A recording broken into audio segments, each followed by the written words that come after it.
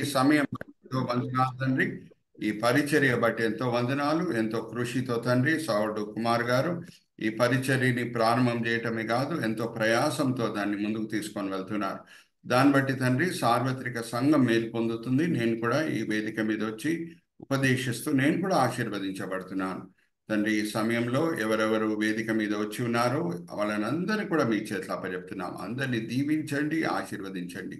ఇది ఆదివారము, వాళ్ళు ఏదో పనులు చేసుకొని ఉండొచ్చు, కానీ ఎంతో ఆసక్తితో మేము వాక్యపరంగా ఆత్మికంగా బలపరచబడాలని ఎంతో మంచి కోరికతో తండ్రి వాళ్ళు వచ్చి ఉన్నారు. మీరు ఆశ కలిగిన ప్రాణంని తృప్తిపరిచే దేవుడై ఉన్నారు. అందరిని మీరు తృప్తిపరుస్తున్నారు, దీవిస్తున్నారు, ఆశీర్వదిస్తున్నారని మేము నమ్ముచున్నాం. నిష్ప్రయోజకమైన మీ దీనదాసుని నించోబెట్టి ఈ సమయంలో మీ మహిమార్థమై వాడుకుంటున్నారు తండ్రి. దాన్ని బట్టి నేను మిమ్మల్ని స్తుతిస్తున్నాను. ఈ దినం ఈ వేళ ఈ పూట మీరు మా కొరకు ఏర్పరచుకున్న ఆత్మిక పాఠములు మా విశ్వాస నేతం నింపి బయలుపరుస్తారని నమ్ముచు ఈ విన్నపములు మేము యేసుక్రీస్తు పరిశుద్ధమైన పెట్టుకుంటున్నాము. ఆమేన్, ఆమేన్, ఆమేన్. అయితే ఇప్పుడు లెక్కనే నేను ఒక ఇంట్రొడక్టరీ స్లైడ్ చూపించి ముందుకు వెళ్తానండి. ఇది ఎందుకంటే ఫస్ట్ టైమర్స్ ఉండొచ్చు, మన బైబిల్ స్టడీలో పార్టిసిపేట్ చేసేవాళ్ళు, వాళ్ళ బెనిఫిట్ కొరకే నేను ఎప్పుడు పునాది వచనం ప్రకటన గ్రంథం ఏంటో నేను ప్రతిసారి చూపిస్తాను. దీన్ని మనం ఆధారం చేసుకొని ఈ పునాది వచనంని ప్రకటన గ్రంథంని ఇంకా సులభంగా అర్థం చేసుకోవచ్చు. ఎలాగా సులభంగా అర్థం చేసుకోవచ్చు అంటే కొన్ని భాగాలుగా ప్రకటన గ్రంథంని మనం విభాగించి దాని తర్వాత ఇంకా సులభంగా మనం దాన్ని అర్థం చేసుకోవచ్చు. ప్రకటన గ్రంథం 1వ అధ్యాయం 19వ వచనం, యోహాను నువ్వు ఏమి చూసావో అది నువ్వు రాయి, ఏమి చూస్తున్నావో అది నువ్వు రాయి, ఏమి చూడబోతున్నావో అది నువ్వు రాయి అని దేవుడు ఆజ్ఞాపిస్తున్నారు. యోహాన్ ఎక్కడున్నాడు? పాత్మోస్ ద్వీపంలో ఉన్నాడు. ఇంకా అది ఆదివారము, ఆయన ఆరాధించాలని కోరుకునే సమయంలో దేవుడు ఈ గొప్ప దర్శనములు చూపించటము స్టార్ట్ చేశారు. అయితే మనం ఈ వాక్య భాగంని ఆధారం చేసుకొని ప్రకటన గ్రంథంని ఎన్ని భాగాలుగా విభాగించవచ్చో అది నేను కొన్ని వారాలుగా మీతో పంచుకుంటున్నాను. ఇంకొకసారి కూడా గుర్తు చేస్తున్నాను. చందు బ్రదర్ మనకి చూపిస్తారు, చూడండి. Brother, let us look at that slide of classification of the book of Revelation into chapters. ఇక్కడ చూడండి, యోహాను ఏమి చూసావో అది నువ్వు రాయి. అది మనము 1వ అధ్యాయంగా భావించవచ్చు. ఎందుకంటే అప్పటి వరకు యోహాన్ ఏమేమి చూశాడో, ఏమేమి విన్నాడో అంత కూడా ఆయన యోహాన్ సువార్తలోనే రాయటం కాదు, పత్రికల్లో రాయటమే కాదు, దీంట్లో కూడా రాయటం ప్రారంభం చేస్తున్నాడు. యోహాన్కి కలిగిన అన్నిటికంటే గొప్ప ధన్యత ఏంటంటే యేసుక్రీస్తు ప్రభువారు చివరి గడియలో పలికిన చివరి మాట, 6వ మాట శిలువ మీద సమాప్తమయ్యను అనేది ఆయన విన్నాడు. ఆ సమాప్తమైన రక్షణ ప్రణాళికని ఆధారం చేసుకొని అపోస్తులు పెంతెకోస్తు దినం నుంచి సువార్త ప్రకటించడం స్టార్ట్ చేశారు. దేవుని రాజ్యము వ్యాపించే సమయంలో వాళ్ళు కూడా నానా హింసలకు గురి అయ్యారు. యోహాన్ కూడా హింసలకు గురి అయ్యాడు. డొమిషియన్ అనే రోమా చక్రవర్తి చేత శిక్షింపబడి ఇప్పుడు పాత్మోస్ ద్వీపంలో ఉన్నాడు. అదంతా కూడా మనము 1వ అధ్యాయంలో ఈ బ్యాక్గ్రౌండ్ అనేది మనము తెలుసుకోవచ్చు. యోహాను నువ్వు ఏమి చూస్తున్నావో అది నువ్వు రాయి అని దేవుడు ఆజ్ఞాపించారు. దాన్ని మనం ప్రెసెంట్ అని అంటాం. 2-3 అధ్యాయాలు యేసుక్రీస్తు ప్రభువారు 7 సంఘాలతో మాట్లాడిన మాటలని మనము ఈ యుగము అని అంటున్నాం. అది 2000 సంవత్సరాల క్రితం ప్రభువారు మాట్లాడారు కదా, మరి దాన్ని ఈ యుగం అని ఎలా చెప్పొచ్చు అనే ఒక ప్రశ్న మన మనసులో ఏర్పడవచ్చు. దానికి జవాబు ఏంటంటే ఆ 7 సంఘాల్లో ఉన్న విషయాలే ఇప్పుడు ఏ సంఘం అన్నా మీరు తీసుకోండి, ఆ విషయాలు మనకి ఇప్పుడు కూడా కనిపిస్తున్నాయి. అటువంటి సమస్యలు ఇప్పుడు కూడా కనిపిస్తున్నాయి. అందుకే మనము 2-3 అధ్యాయాలని ఈ యుగము ఆర్ ప్రెసెంట్ అని అంటాం. ఇంకా 4-5 అధ్యాయాలకి మనం వాడే సబ్హెడింగ్ ఏంటంటే పారెంథసిస్ ఆర్ ప్రిపరేషన్. 6వ అధ్యాయం నుంచి యోహాన్ భయంకరమైన సంఘటనలతో కూడిన దర్శనములు చూడబోతున్నాడు. క్రీస్తు విరోధి అనే దుష్టుడు ఎలియా, మోషే లాంటి గొప్ప సాక్షులతో యుద్ధం చేసి వాళ్ళని చంపివేయుట 11వ అధ్యాయంలో, మరి 13వ అధ్యాయంలో వేరే పరిశుద్ధులతో యుద్ధం చేసి వాళ్ళని ఓడగొట్టుట, ఇటువంటి భయంకరమైన దర్శనములు యోహాను చూడబోతున్నాడు. అందుకు దేవుడు 4వ అధ్యాయంలో మనం గమనిస్తే ఆయనని మానసికంగా ఆత్మికంగా బలపరచుటకు ఆయన సింహాసనం దర్శనం చూపిస్తున్నారు. సింహాసనం దేనికి గుర్తు అంటే అన్నీ దేవుని స్వాధీనంలో ఉంది అనే సత్యంకి అది గుర్తు. మన దేవునికి ఇవ్వబడిన అనేక పేర్లు హీబ్రీ భాషలో ఒక పేరు ఏమనగా అదోనాయ్ దేవుడు. అదోనాయ్ దేవుడు అంటే ఇంగ్లీష్లో సావరీన్ గాడ్, అన్నీ ఆయన చేతిలో ఉంది. సో ఈ సింహాసనం దర్శనం ఎందుకు చూపిస్తున్నారు దేవుడు అని అంటే, ఒక సందేశము యోహాన్ మనసులో నాటుటకు. యోహాను, నువ్వు భయంకరమైన దర్శనం చూడబోతున్నావు. దుష్టులు పరిశుద్ధులతో యుద్ధం చేసి వాళ్ళని ఓడగొట్టుట బహుశా నువ్వు ఇప్పుడు చూడబోతున్నావు. కానీ భయపడకు, దిగులు పడకు. ఎందుకంటే చివరి విజయము, చివరి రాజ్యము పరిశుద్ధులది. హల్లెలూయా, ప్రైజ్ ది లార్డ్. ఆ సత్యం నాటుటకే ఆ దేవుని కృప, సింహాసనం దర్శనం దేవుడు చూపిస్తున్నారు. ఆ సింహాసనం దర్శనంతో కూడిన అనేక విషయాలను మనం తీసుకొని కొన్ని వారాలుగా మనము ధ్యానిస్తూ ముందుకు వెళ్తున్నాం. సింహాసనం పైన ఏముండింది, సింహాసనం పక్కన ఏముండింది, సింహాసనం ముందు ఏముండింది, ఆ విషయాలను మనం తీసుకొని కొన్ని వారాలుగా మనము ఎన్నో మర్మాలు, ఆ లేఖనంలో ఉన్న మర్మాలు మనము గ్రహిస్తున్నాం.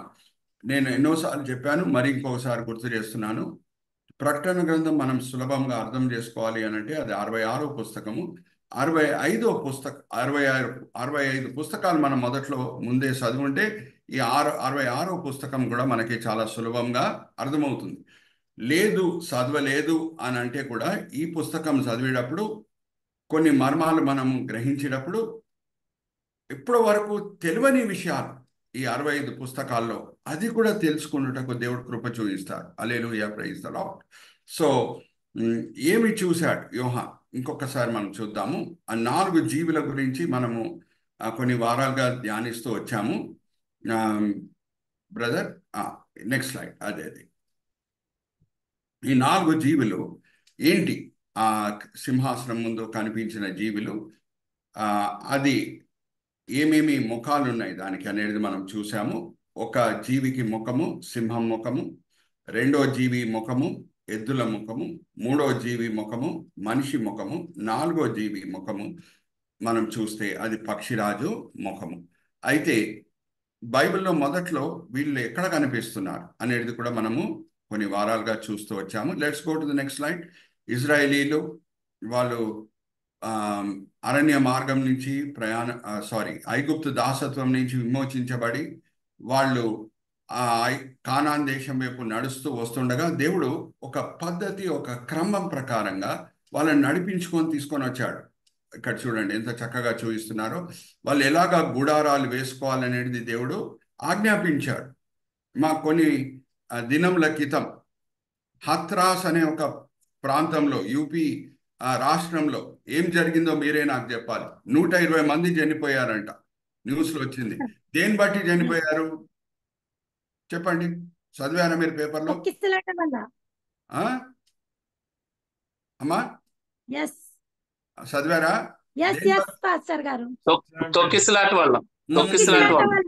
Very good. స్టాంపీడ్ వలన చనిపోయారు. ఒకరొకరి మీద పడి ఒకరొకరిని తొక్కుకొని కొన్ని వేల మంది అక్కడ వచ్చిన అటువంటి స్టాంపీడ్ జరిగింది.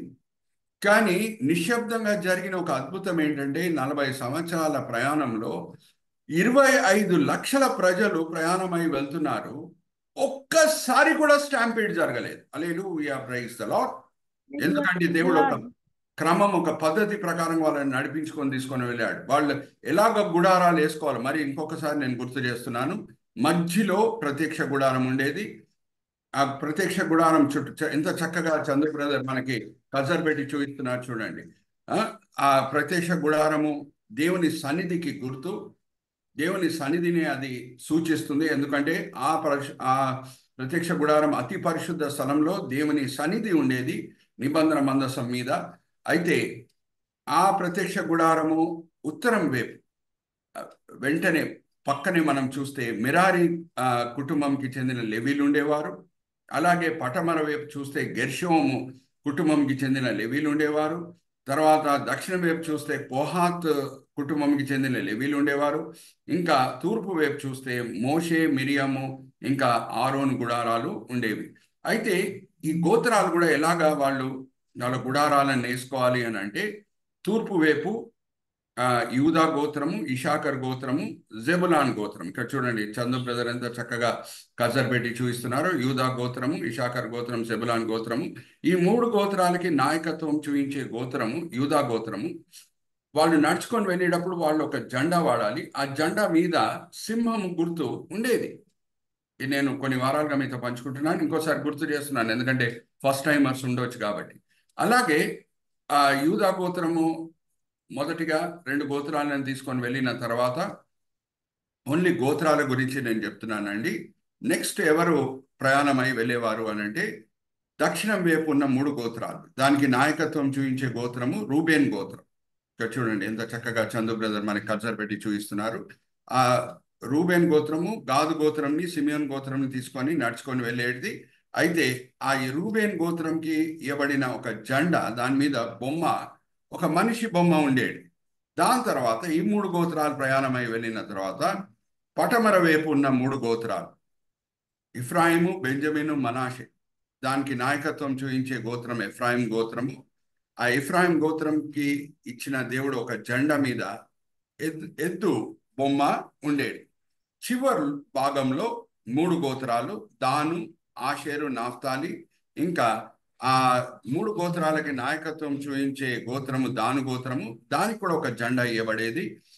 ఆ జెండా మీద పక్షిరాజు బొమ్మ ఉండేది. సో ఈ 4 జీవులు మనకు అక్కడ కనిపించారు. అయితే ఆ, ఏ ఆర్డర్లో వెళ్తారో ఆర్ ఏ ఆర్డర్లో వాళ్ళు నడుచుకొని వెళ్ళాలో అది కూడా నేను మీకు చూపించానండి. Next let's go to the next slide Chandra brother. Let's go to the next slide. ఇక్కడ చూడండి ఏ ఆర్డర్లో వాళ్ళు ఎలాగ నడుచుకొని వెళ్తారో. నేను ఆ గోత్రము పిక్చరే నేను మీకు చూపిస్తున్నాను. యూదా గోత్రము అని అంటే 2 గోత్రాలను తీసుకొని వెళ్ళేటప్పుడు అక్కడ సింహం గుర్తుంది చూడండి. Next will go to the next slide. మనం ఇదంతా చూసేసాం Chandu brother. Let's go to వాళ్ళు క్యాంపింగ్ చేసినప్పుడు బైలాము పైనుంచి చూసినప్పుడు ఎలాగా ఆయనకి ఆ ఆ గుడారాలు కనిపించినాయి. ఇక్కడ చూడండి 3 కొండలు ఎక్కాడు. పియోర్ కొండ, పిస్గా కొండ, బామోత్ బాల్ కొండ. బైలాంని ఎందుకు ఆ మిదియాన్ దేశంకి చెందిన రాజు బాలాక్ పిలిపించాడు, అదంతా కూడా నేను పోయిన వారం మీతో పంచుకున్నాను. ఇజ్రాయేలీలని శపించుటకు. ఎందుకంటే బైలాంకి ఆ వరం అయితే ఉండింది. ఎవరిని ఆయన దీవిస్తాడో వాళ్ళు దీవించబడతారు, ఎవరిని శపిస్తాడో వాళ్ళు శపించబడతారు. సో ఈ బాలాక్ అనే రాజు ఇజ్రాయేలీల ప్రజలను చూసి భయపడిపోయి, అరే వాళ్ళు నాతో యుద్ధం చేయబోతున్నారు అని భయపడిపోయి బైలాంని పిలుచుట మనము చూసాం. అంతకీ దేవుడు యోర్దాన్ నది పట్టమర వైపు ఉన్న భూమియే మీకు ఇస్తానని ఇజ్రాయేలీలకు చెప్పాడు. తూర్పు వైపు ఉన్న భూమి ఇయ్యను అని అన్నాడు. సో యాక్చువల్గా బాలాక్ రాజుకి ఇది తెలియదు. బాలాక్ రాజుతో ఇజ్రాయేలీలు యుద్ధం చేయాలని అసలు కోరుకోలేదు. కానీ ఆ జనసంఖ్యను చూసి వాళ్ళు భయపడిపోయి బైలాముని పిలిపించాడు. ఇంకా బ్లాంక్ చెక్ ఇస్తున్నాడు. బ్లాంక్ చెక్ అంటే మీకు అర్థమైంది అనుకుంటా. ఎంతనో నువ్వు కోరుకో, డబ్బులు నేను ఇస్తాను, కానీ వాళ్ళని శపించు అని కోరుకున్నప్పుడు బైలాము 2 సార్లు కొండెక్కేటప్పుడు దేవుని దగ్గర కనపెడుతున్నాడు, ప్రభా నేను ఏ మాటలు పలకాలని. సో ఆశీర్వాదంతో కూడిన మాటలే దేవుడు ఆయన నోట్లో పెట్టారు. సో ఆశీర్వాదమే పలుకుతున్నాడు. కానీ 3వసారి కొండెక్కేటప్పుడు ఆయనలో కకృతి పుడుతుంది. అయ్యో మరి నేను ఆశీర్వదిస్తే నేను బాలాక్ రాజు దగ్గర బ్లాంక్ చెక్ తీసుకోలేను కదా, ఆయన నా కొరకు సిద్ధపరిచిన వెండి బంగారంని నేను తీసుకోలేను కదా అని ఆయన మనసులో కకృతి వలన దేవుని దగ్గర కూడా కనపెట్టకుండా కొండెక్కుతున్నాడు. అక్కడ ఇజ్రాయేలీల గుడారాలను చూస్తున్నాడు. అది ఎలాగున్నాయి అంట ఆ గుడారాలు. ఒకసారి చందు బ్రదర్ ఆ పిక్చర్ కూడా చూద్దాము. సిల్వ వలె ఆయన కనిపిస్తున్నాయి. Hallelujah, praise the Lord. Go back to the previous slide brother. లేదు, ఆ సిల్వ గుర్తు, ఆ సిల్వ గుర్తుతో కూడిన స్లైడ్ మనం చూద్దాము.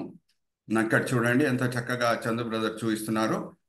అక్కడ కూడా చూడండి మధ్యలో లెవి గోత్రము, ఇంకా వేరే గోత్రాలు ఎలాగా వాళ్ళ గుడారాలను వేసుకున్నారు అని అంటే, ఎవరన్నా కొండ మీద నుంచి ఎక్కి చూస్తే వాళ్ళకి ఒక సిల్వ గుర్తే కనిపిస్తుంది.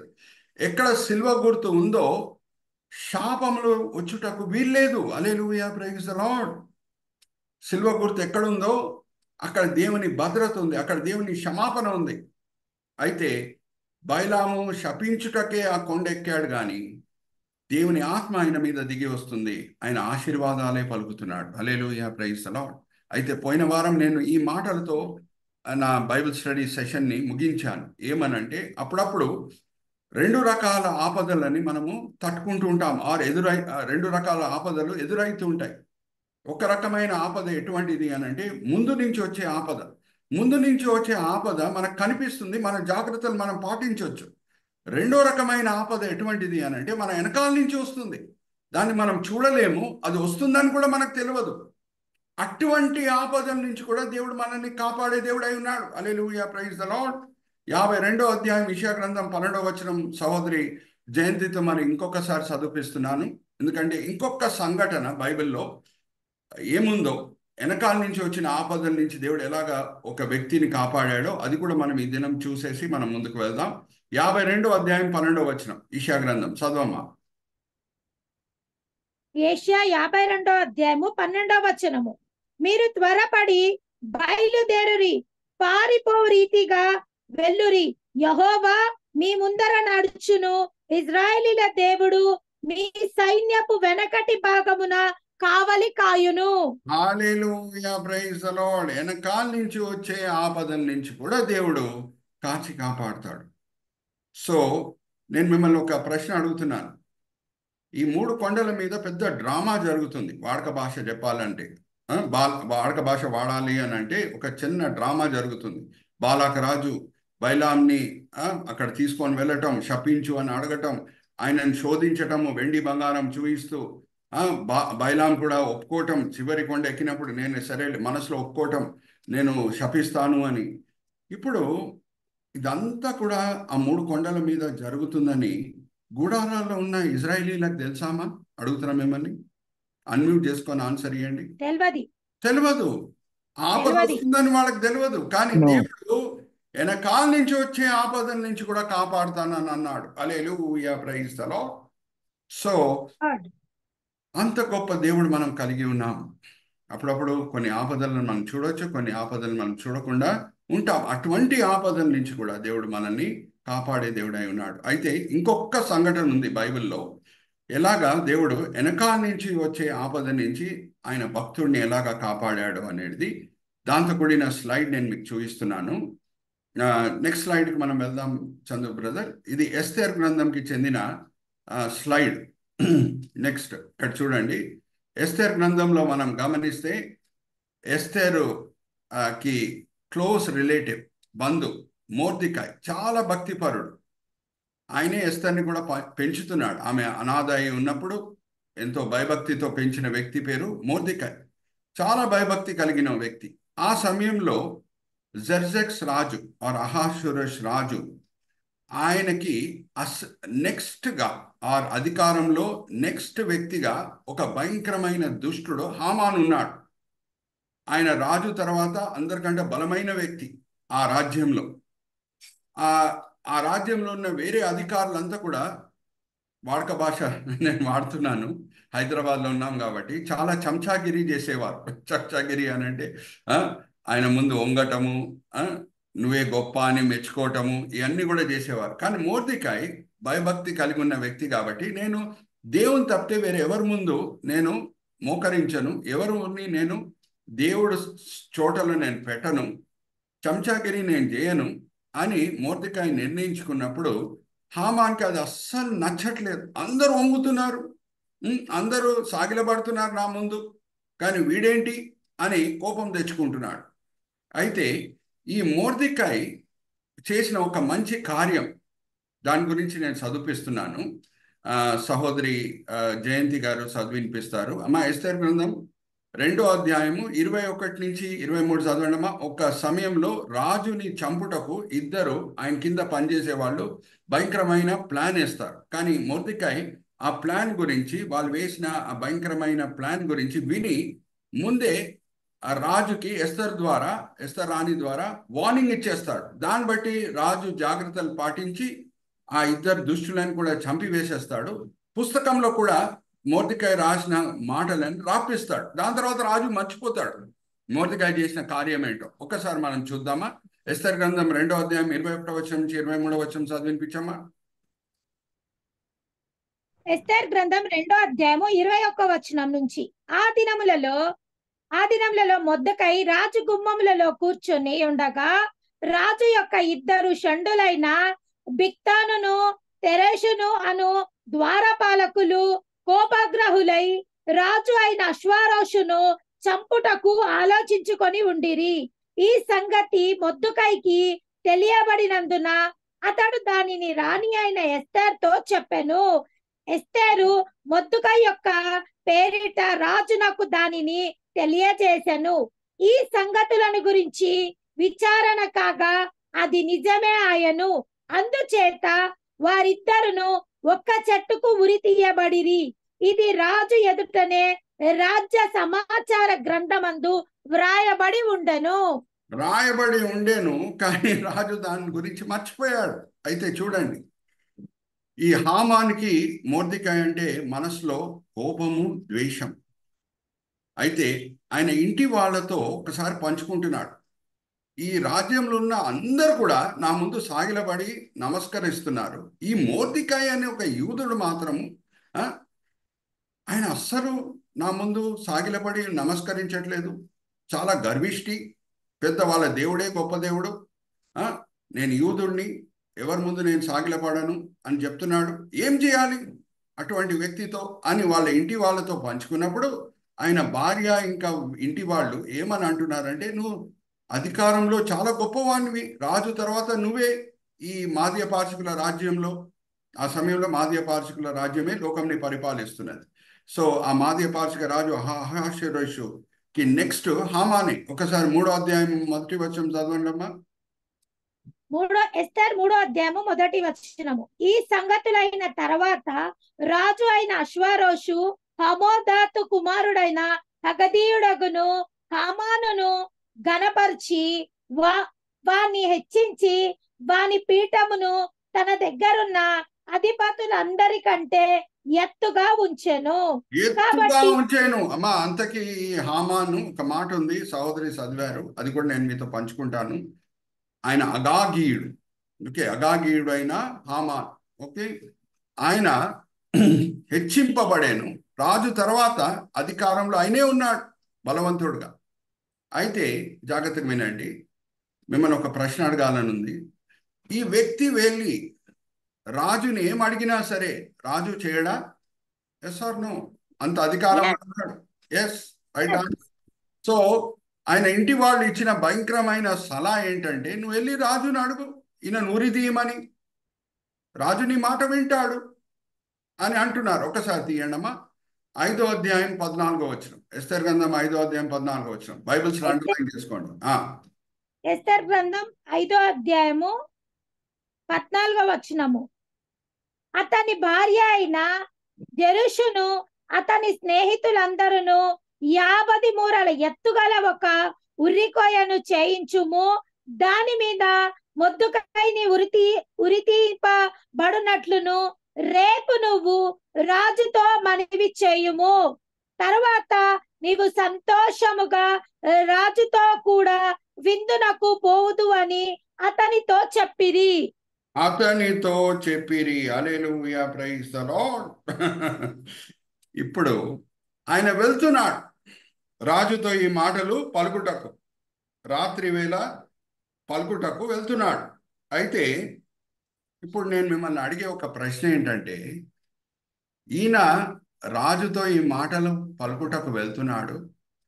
మరణము మొర్దెకై కొరకు ఎదురు చూస్తున్నది అనేది పాపం మొర్దెకైకి తెలుసా? ఆయన వెనకాల ఎవరు ప్లాన్ వేస్తున్నారు అనేది మొర్దెకైకి తెలుసా? అడుగుతున్నా మిమ్మల్ని. Yes or no? తెలియదు. కానీ చూచుచున్న ఎల్రోయి దేవుడు అన్ని చూచుచున్నాడు. Hallelujah, praise the Lord. అయితే ఏమైంది ఆ రాత్రి వేళ? ఏమైందో మనం ఇప్పుడు చదువుదాం. మరి సహోదరి జయంతి గారి సహాయమే నేను తీసుకుంటున్నాను. ఆ రాత్రి వేళ రాజుకి నిద్ర పట్టలేదంట. Praise God. ఆ కాలంలో టీవీ లేదు, సెల్ ఫోన్స్ లేవు. లేకపోతే టీవీ ఆన్ చేయండి, కొంచెం కన్నుకి ఎక్సర్సైజ్ దొరుకుతుంది, నాకు నిద్ర పడుతుంది అని రాజు చెప్పడానికి వీల్లేదు. Praise God.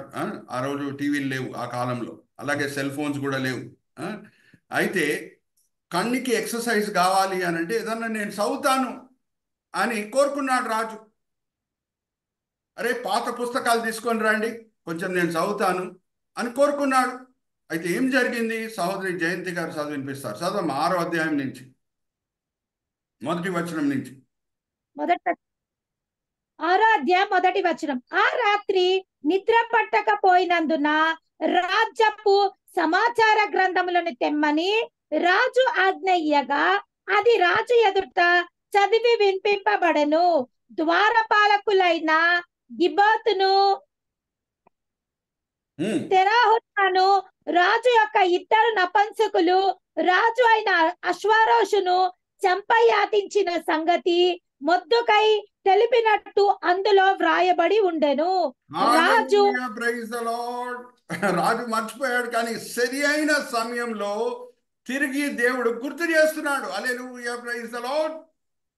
రాజు అయితే రాపించాడు, మర్చిపోయాడు, కానీ ఏ సమయంలో తిరిగి ఆయన చదవాలో అదంతా కూడా దేవుని చేతిలోనే ఉంది. అదోనాయి దేవుని చేతిలోనే ఉంది. హల్లెలూయా, ప్రైజ్ ద లార్డ్. ఆ రాత్రి వేళ ఆయనకి నిద్ర పట్టలేదు. ఆ పుస్తకాలు చదవాలని కోరుకున్నాడు. ఎలాగ మొర్దెకై ఆయన ప్రాణంని కాపాడాడో అదే చదివేటట్లు దేవుడు చేస్తున్నారు. అయితే ఎలాగ రాజు స్పందించాడో ఒకసారి మనం చూద్దామా? చదవమా. రాజు ఆ సంగతి విని ఇందు నిమిత్తం మొర్దెకైకి బహుమతి ఏదైనను ఘనత ఏదైనను చేయబడనా అని అడగగా రాజు సేవకులు అతనికి ఏమీ చేయబడలేదని ప్రత్యుత్తరం ఇచ్చిరి. అప్పుడు ఆవరణంలో ఎవరో ఉన్నారని రాజు చెప్పాను. అప్పటికి హామాను తాను చేయించిన ఉరికొయ్య మీద మొర్దెకైని ఉరి తీయింప సెలవిమ్మని రాజుతో మనవి చేయుటకు రాజనగరం యొక్క ఆవరణలోకి వచ్చి ఉండెను. రాజు ఎవరెక్కడా అని అడుగుతున్నాడు. ఇప్పుడు నేను సినిమా చూడట్లేదండి. మారు మనసు పొందిన తర్వాత 1983 నుంచి నేను థియేటర్కి వెళ్ళలేదు, కానీ పాతకాలం సినిమాలు చూసేటప్పుడు ఈ రాజులు ఎలాగా ఈ మాటలు పలికేవారో నాకు గుర్తుంది. ఏ మాటలు పలికేవారు అని అంటే, ఎవరక్కడా అని అనేవారు. అధికారుల్లో, అసిస్టెంట్స్ లో వెంటనే అక్కడ ఉన్న వాళ్ళు స్పందించాలన్నమాట. సో ఎవరక్కడా అనగానే హామానే వస్తున్నాడు, రానే వచ్చాడు. దేని కొరకు? మొర్దెకైని ఉరి తీయాలని చెప్పుటకు. అయితే రాజు పంచుకుంటున్నాడు ఒక మాట హామాన్తో. చదవమ్మా. రాజు సేవకులు ఏలినవాడ చిత్తగించుము, హామాను ఆవరణలో నిలబడి ఉన్నాడని రాజుతో చెప్పగా రాజు అతని రానియుడని సెలవిచ్చినందున హామాను లోపలికి వచ్చెను. రాజు ఘనపరచనాపేక్షించువానికి ఏమి చేయవలనని రాజు అతని అడగగా హామాను జాగ్రత్తగా వినండి. రాజు అడుగుతున్నాడు, నా పట్ల ఏదో ఒక గొప్ప కార్యం చేసిన వ్యక్తిని నేను ఎలాగా సన్మానించాలి చెప్పు అని అనగానే, ఈయన ఎటువంటి వ్యక్తి? హామాను ఈగోటిస్ట్. చాలా ఈగో ఉంది. అందుకే కదా మొర్దెకై సాగిలపడట్లేదు అని ఈయన కోపం వస్తుంది. ఈగోటిస్టులు ఎటువంటి వాళ్ళు అని అంటే, ఒక భక్తుడు చాలా మంచి జోక్ చెప్పాడు. ఏమనంటే, అందరు వాళ్ళ వైపే చూస్తుండాలి, వాళ్ళకే తప్పట్టు కొట్టాలని కోరుకుంటారంట. అందుకు ఎక్కడన్నా సమాధి తోటకు వెళ్ళినప్పుడు ఎవరినో సమాధి చేసేటప్పుడు నేను చనిపోయి ఉంటే బాగుండు, అందరు నా వైపే చూస్తారని కూడా అనుకుంటారంట. అంత పెద్ద ఈగోటిస్టులు వాళ్ళు. ఓకే, సో హామాన్ కూడా అటువంటి ఈగోటిస్టు. రాజు నా గురించే అనుకుంటున్నాడు, నన్నే సన్మానించాలని అనుకుంటున్నాడు అని అనుకొని మంచి సలహా ఇస్తున్నాడు రాజుకి. ఏమని సలహా ఇచ్చాడు? ఆయన రాజుకు చేసిన గొప్ప కార్యం, రాజుకు చేసిన గొప్ప పరిచర్య చేసిన వ్యక్తిని ఎలాగా సన్మానించాలని అడిగినప్పుడు మంచి సలహాలు ఇస్తున్నాడు. ఒకసారి చదవమ్మా, ఏమని చెప్పాడు హామాను? నన్నుగాక మరి ఎవరిని రాజు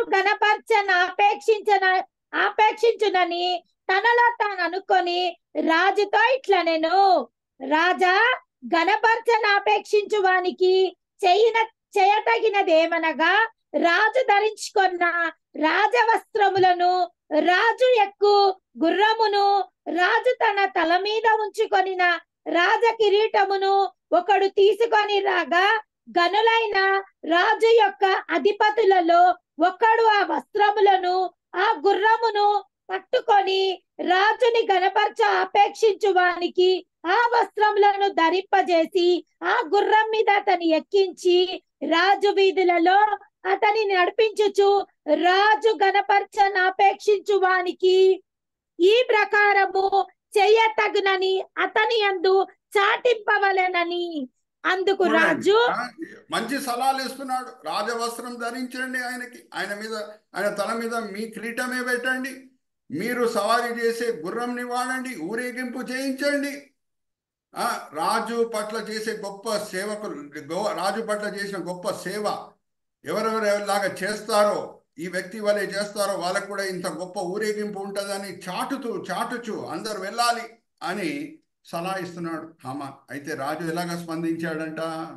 కుమార్ గారు అయితే నవ్వుతున్నారు, ఆల్రెడీ స్మైల్ చేస్తున్నారు. Very good, praise the Lord. అందుకు రాజు నీవు చెప్పిన ప్రకారమే శీఘ్రంగా వస్త్రములను ఆ గుర్రమును తీసుకొని రాజు గుమ్మం యొద్ద కూర్చుని ఉన్న యూదుడైన మొర్దెకైకి అలాగ చేయుము. నీవు చెప్పిన దానిలో ఒక్కటియు విడవక అంతయు చేయమని హమానుకు ఆజ్ఞించెను. ఆ ప్రకారమే హామాను ముక్కు కోసినట్టు. హల్లెలూయా, ప్రైజ్ ది లార్డ్. ఇంకా రాజు చెప్పేశాడు కాబట్టి ఈయనకి వేరే చాయిస్ అనేది లేదు, వేరే దారి అనేది లేదు. రాజవస్త్రములు ధరించి మొర్దెకైకి, మొర్దెకై అంటే కోపము, మొర్దెకై అంటే వైరము, మనసులో ద్వేషము. కానీ రాజు మాటలు పాటించాలి కదా. రాజవస్త్రం ధరించి రాజు సవారీ చేసే గుర్రం మీద కూర్చోబెట్టి ఆయన తల మీద కిరీటం పెట్టి ఊరేగింపు చేసేటట్లు దేవుడు చేశాడు. Hallelujah, praise the lord. అంతకి హామాను ఎందుకు వచ్చాడు రాజు దగ్గర? మొర్దెకైని ఉరి తీద్దామని చెప్పుటకు. అదే హామాన్ చేత మొర్దెకైకి ఊరేగింపు జరిగేటట్లు దేవుడు చేస్తున్నాడు. Hallelujah, praise the Lord. Are you understanding? మన దేవుడు ఎంత గొప్ప దేవుడు. అంతకి మొర్దెకైకి తెలుసా ఎందుకు వచ్చాడో హామాను? ఆ రాత్రి వేళ రాజు దగ్గర అరే ఉరి తీయాలని చెప్పుటకు వచ్చాడు. కానీ పరిస్థితులను దేవుడు ఎలాగ మార్చారు చూడండి. అందుకే నేను చెప్తున్నా. దాంతో కూడిన స్లైడ్ కూడా మనం చూద్దాము. Chandu brother, let's look at that slide also. Haman face ఎలాగ మారిపోతుంది ఇక్కడ చూడండి. రాజు రాత్రి వేళ అడుగుతున్నాడు ఆయన దాసులను పిలిపించి, అరే ఆ పుస్తకం చుట్టలు తీసుకొని రండి నేను చదవాలని. అందుకే వాళ్ళు తీసుకొని వచ్చి ఇస్తున్నారు, నిద్ర పట్టట్లేదు కాబట్టి. వాళ్ళ చేతిలో ఆ చుట్ట ఉంది చూడండి. ఇద్దరు దాసుల చేతిలో రాజు దగ్గర వచ్చారు, చుట్ట ఉంది. Left side picture brother, left side చూడండి, ఆ చుట్ట ఉంది.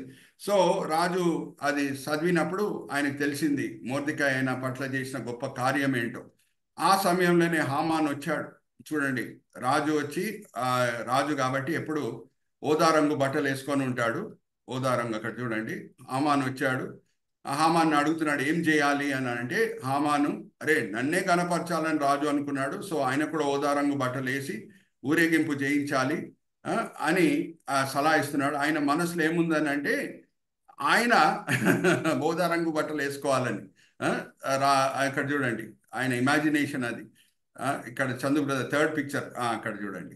అది హామానే ఊరేగింపు, హామాన్ని గుర్రం సవారీ చేసి వెళ్తున్నట్టు ఆయన కలగంటున్నాడు. హామాన్ అంటున్నాడు, నేను రాజు గుర్రం మీద సవారీ చేయబోతున్నాను, అందరు చాటుతున్నారు, నన్ను గణపరుస్తున్నాడు రాజు అని అనుకుంటున్నాడు. కానీ ఆయన ముఖం చూడండి ఎలాగ మారిపోయిందో రాజు ఇచ్చిన సలహా తర్వాత. ఈ పని నువ్వు మొర్దెకై పట్ల చేయి అనగానే హామాన్ ముఖం చూడండి.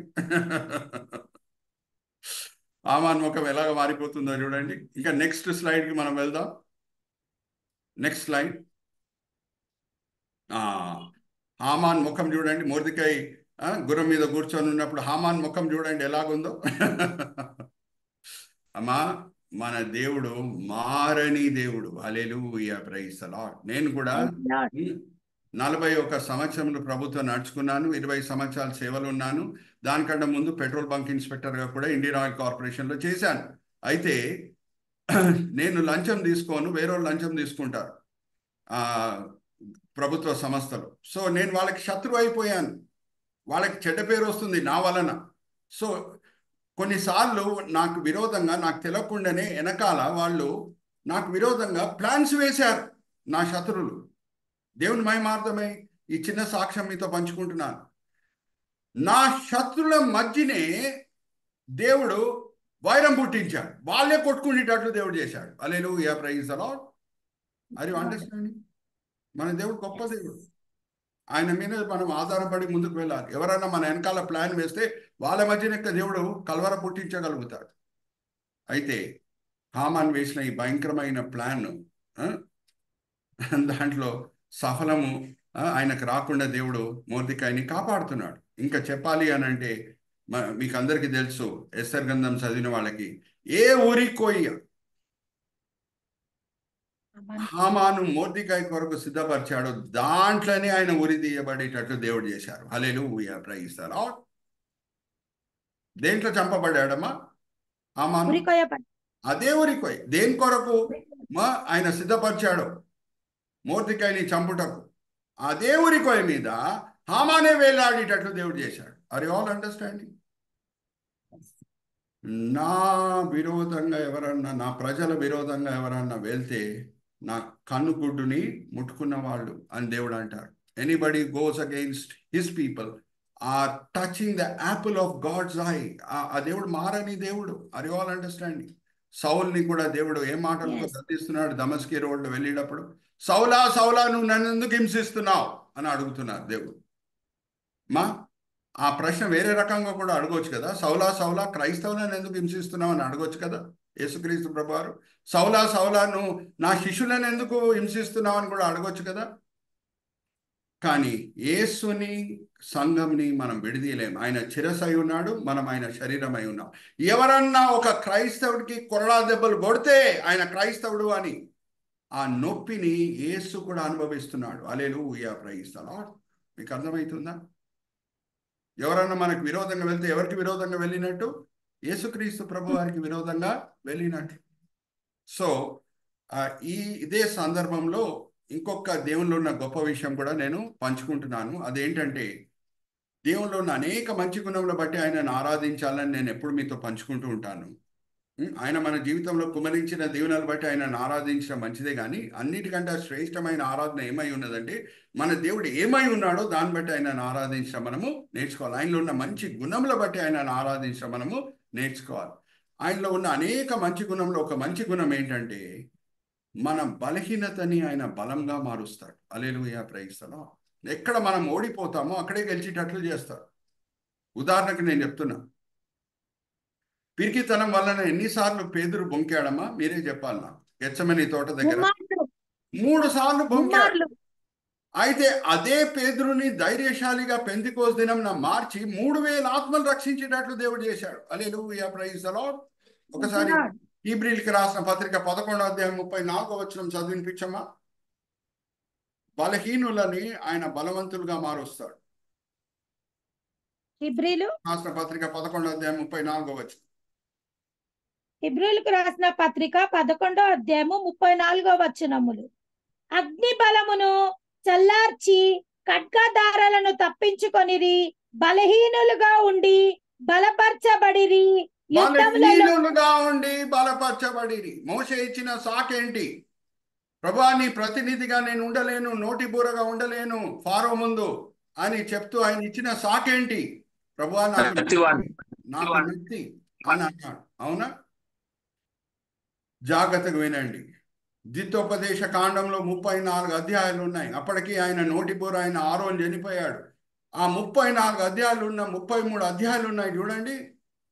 అన్ని మాటలు ఒక సమయంలో నాకు నత్తి ఉంది అనే మోషే కంటిన్యూస్ గా పలికేటట్లు, కంటిన్యూస్ గా ప్రసంగించేటట్లు దేవుడు చేశాడు. Hallelujah, praise the Lord. Are you all understanding? అందుకే ఇంగ్లీష్లో ఒక భక్తుడు అన్నాడు, ఆ ఇంగ్లీష్లో చెప్పి తెలుగులో చెప్తాను. When I realized the fact that God used stammerer Moses to preach the longest sermon in the Bible, I am speechless అని అన్నాడు.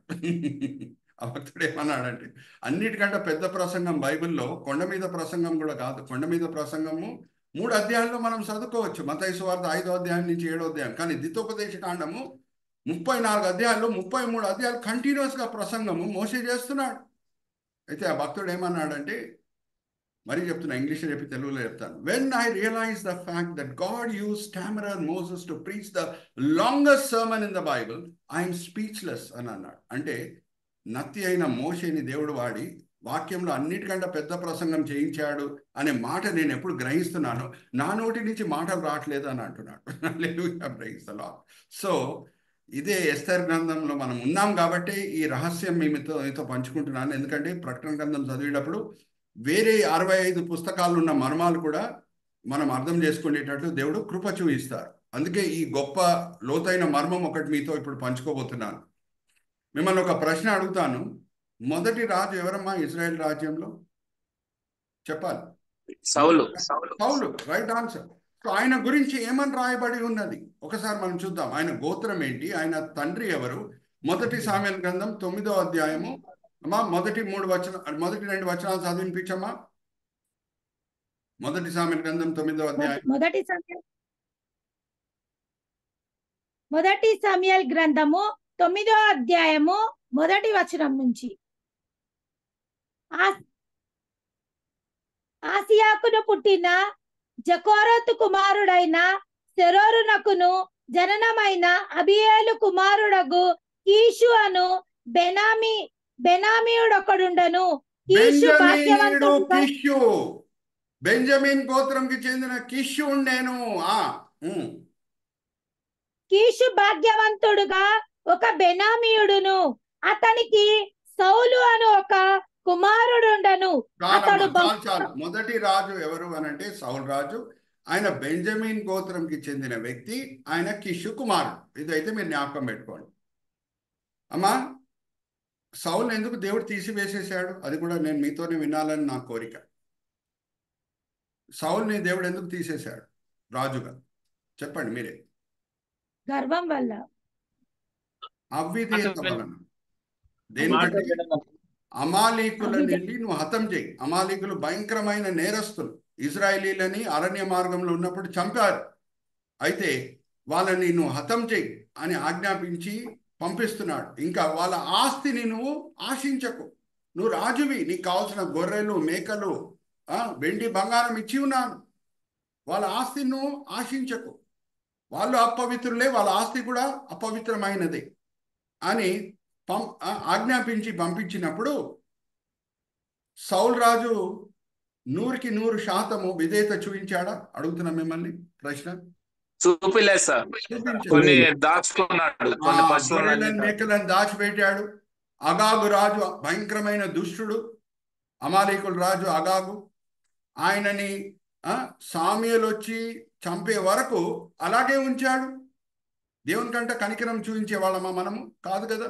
దేవుడు ఆజ్ఞాపించాడు కదా ఆ దుష్టుడైన ఆగాగుని చంపివేసేయని.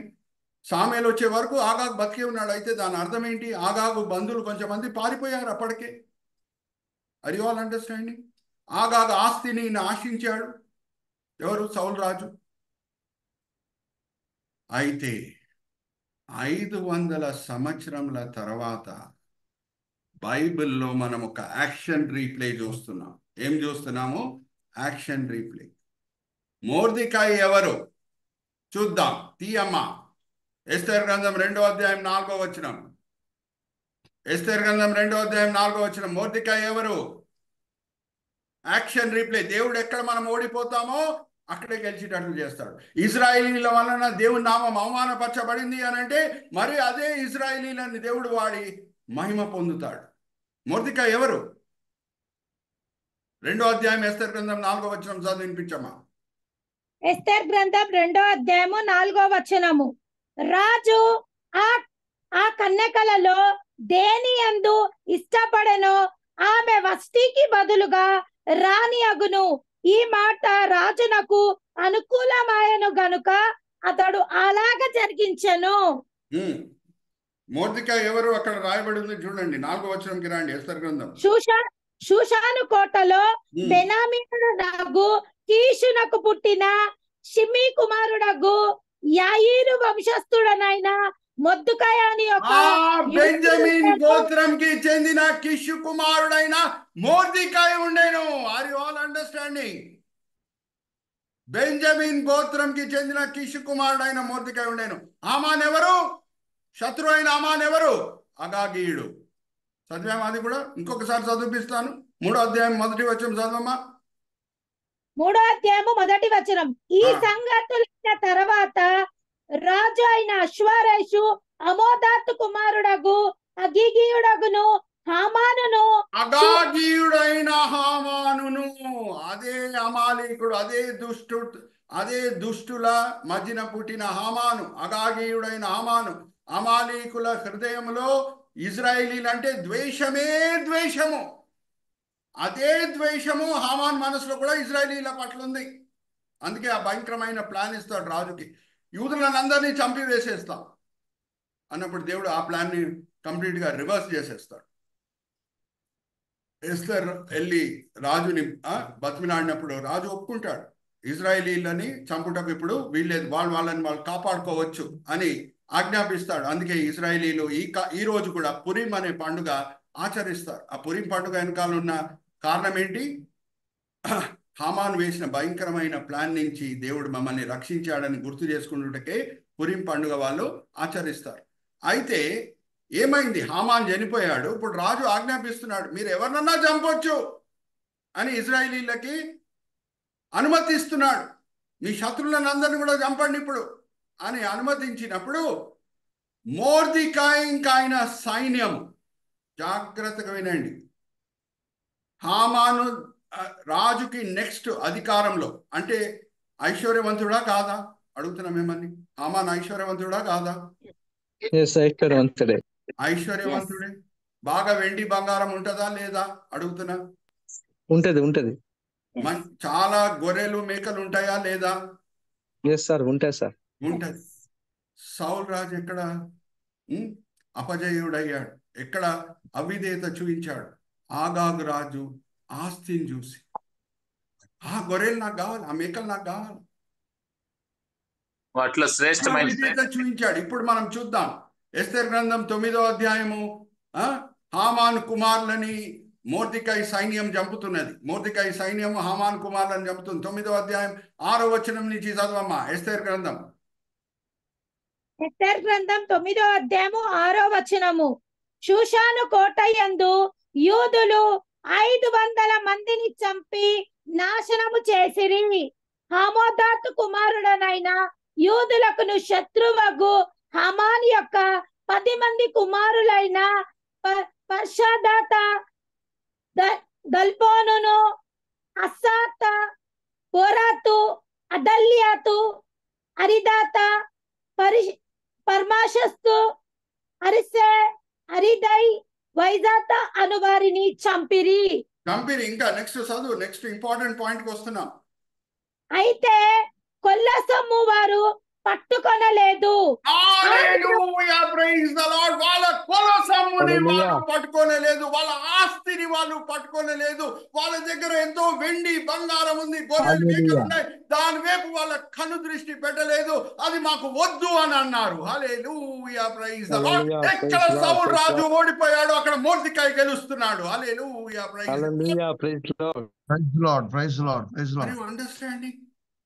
అదే బెంజమిన్ గోత్రం, అదే కీషు కుమారుడైన మొర్దెకై ద్వారా దేవుడు విజయం పొందుతున్నాడు ఎక్కడ సౌలు ఓడిపోయాడు. Thank you Jesus. Are you understanding? మన దేవుడు ఎంత గొప్ప దేవుడు. మా ఎస్తేర్ గ్రంథం బహుశా ఈ కను దృష్టి నుంచి మనం ఎప్పుడు చూడలేదు కావచ్చు, ఈ కోణం నుంచి మనం ఎప్పుడు ధ్యానించలేదు కావచ్చు. 500 సంవత్సరాల తర్వాత యాక్షన్ రీప్లే. ఎక్కడ బెంజమిన్ గోత్రంకి చెందిన కీషు కుమారుడు సౌలు ఓడిపోయాడో కకృతి చూయించి, అక్కడే ఆ విషయంలోనే ఇంకొక బెంజమిన్ గోత్రంకి చెందిన కీషు కుమారుడు అయిన మొర్దెకై గెలుస్తున్నాడు. Are you all with me? బలహీనులని దేవుడు బలవంతుడు. ఎక్కడ మనం ఓడిపోతామో అక్కడే గెలిచేటట్లు చేస్తాడు. ఎప్పుడన్నా మనము కోపంతో స్పందిస్తే, అనవసరమైన కోపంతో స్పందిస్తే చాలా అవమానాలు భరించేటట్లు కూడా దీర్ఘశాంతం దేవుడు చూపిస్తాడు. హల్లెలూయా, ప్రైజ్ ది లార్డ్. 41 సంవత్సరంలో ప్రభుత్వం నడుచుకొని చెప్పిన మాటలు. ఎక్కడెక్కడ నేను కోపం చూపించాను అనవసరంగా, ఎక్కడ కోపం చూపించకూడదు అక్కడ కోపం ఎప్పుడు చూపించానో అక్కడే అవమానపరచబడేటట్లు చాలా దీర్ఘశాంతం చూపించేటట్లు కూడా దేవుడు చేశాడు. Hallelujah, praise the Lord. Are you understanding? ఎక్కడ మనం ఓడిపోతామో అక్కడే గెలిచేటట్లు చేస్తాడు.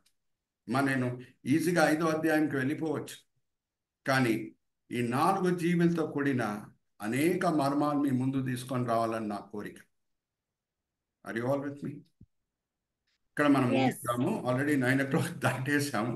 సో వచ్చే వారం మనం 5వ అధ్యాయంకి మనము వెళ్దాం. అక్కడ ఏం మర్మాలు దేవుడు దాచిపెట్టాడో, ఏం మనకి బయలుపరచబోతున్నాడో అది మనము చూద్దాం. 4-5 అధ్యాయాల వెనకాల ముఖ్యమైన గురి ఏంటంటే యోహాన్ని మానసికంగా, ఆత్మికంగా 6వ అధ్యాయం నుంచి ఏమేం దర్శనాలు ఆయన కనిపించబోతున్నాయో అది చూచుటకు ఆయనని సిద్ధపరచుటకే 4-5 అధ్యాయాలతో కూడిన దర్శనం దేవుడు చూపిస్తున్నారు. ఓకే, 5వ అధ్యాయంలో ఒక చోటలో మనం చూడబోతున్నాం. యోహాన్ ఏడుస్తాడు. ఎందుకు ఏడుస్తున్నాడు? ఆ ఏడ్చినప్పుడు దేవుడు చూపించిన పరిష్కారం ఏంటి అంతా కూడా మనం వచ్చే వారము చూద్దాం. నేను ఇక్కడ ముగించి కుమార్ బ్రదర్కి నేను ఫ్లోర్ అప్పచెప్తాను. తండ్రి, ఈ సమయం బట్టి ఎంతో వందనాలు. ఈ వేదిక మీద వచ్చిన ప్రతి వ్యక్తి బట్టి ఎంతో వందనాలు.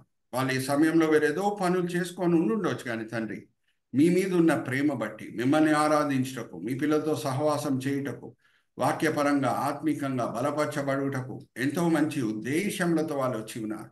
అందరినీ కూడా మీరు తృప్తిపరచున్నారు, దీవించున్నారు, ఆశీర్వదించున్నారని మేము నమ్ముచున్నాం. నిష్ప్రయోజకమైన మీ దీన దాసుడిని నిల్చోబెట్టి ఈ సమయంలో మీ మహిమార్థమై వాడుకున్నారు తండ్రి. దాన్ని బట్టి నేను మిమ్మల్ని స్తుతిస్తున్నాను. ఈ దినం, ఈ వేళ, ఈ పూట మీరు మాకు నేర్పించిన పాఠములు తండ్రి, మేమే వినేవాళ్ళంగా కాకుండా వేరే క్రైస్తవులకు కూడా తెలియచేసేటట్లు తండ్రి మమ్మల్ని అందరినీ కూడా ప్రోత్సహించండి. ఎంతో కృషితో Chandu brother technical coordination Bible study అప్పుడు చేయటమే కాదు, సహోదరుడు మరి ఎంతో కృషితో యూట్యూబ్లో కూడా ప్రతి సెషన్ వీడియో రికార్డింగ్ కూడా అప్లోడ్ చేస్తున్నారు. ఆ వీడియో రికార్డింగ్స్ని మేము వేరేలతో పంచుకునేటట్లు మిమ్మల్ని ప్రోత్సహించండి. ఈ వేదిక చేత, ఈ కుమార్ గారి పరిచర్య చేత సార్వత్రిక సంఘం మేల్పొందేటట్లు మీ కృప చూయించండి. అలాగే తండ్రి, ఏమేమి వ్యక్తిగత పాఠములు మీరు మాకు నేర్పించారో మేము వినేవాళ్ళంగానే కాకుండా అమలుపరిచే వాళ్ళంగా మమ్మల్ని అందరినీ సరిదిద్దండి. ఈ విన్నపములు మేము యేసుక్రీస్తు పరిశుద్ధమైన వేడుకుంటున్నాం. ఆమేన్, ఆమేన్.